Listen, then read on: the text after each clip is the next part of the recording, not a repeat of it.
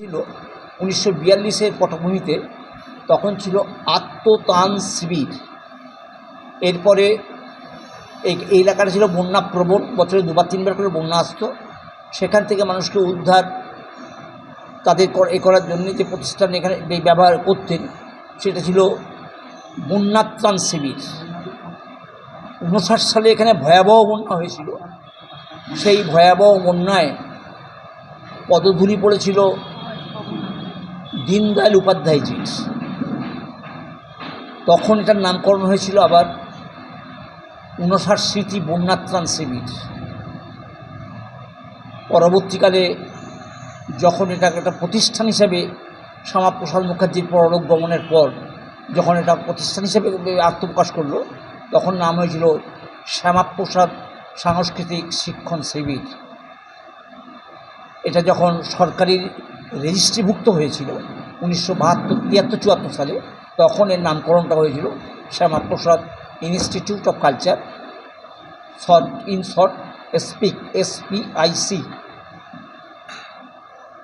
এই সংগঠনের উদ্যোক্তা ছিলেন প্রসাদ চক্রবর্তী, এই এলাকার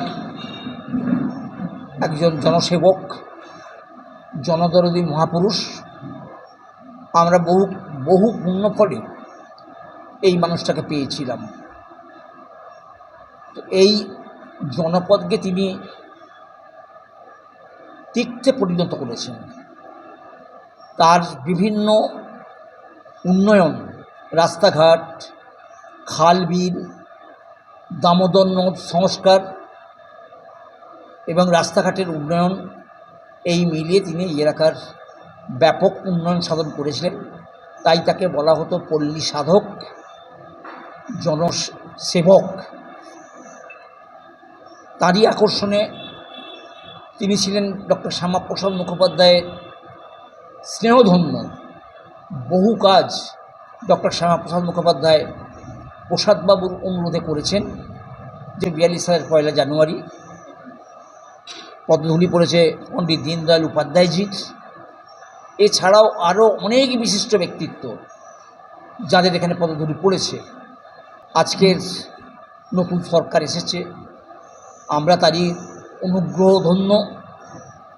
সারাটা জীবন এই প্রতিষ্ঠান, আজও প্রদীপ এই প্রতিষ্ঠানের মাথায় জ্বলজ্বল করছে। যে প্রদীপ জনসংঘের প্রতীক ছিল, তো আজও আমরা সেই প্রতীক রেখে দিয়েছি এবং তার উজ্জ্বল স্মৃতিটাকে বহমান রেখেছি।